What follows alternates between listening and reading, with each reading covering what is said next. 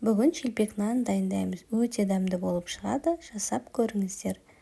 Ең алдымен қантымызды, тұзымызды салып, жылы сүтімізді құйып, жақсылап араластырып аламыз. Алдын ала илегіштен өткізген ұнымызды салып, жұмсақ қамыр дайындаймыз. Қамырымызды жұмсақ қып елеп алып, 15-20 минутқа бетін жауып қоямыз. 15 минут тұрған шелпек нанымызды алып, 7 немесе 9 бөлікке бөліп аламыз. Видеодағындай көрсетілгендей қылып, дөңгелетіп, барлығын алдын ала дайындап аламыз. Шелпек нанымызды жұқалап жаямыз.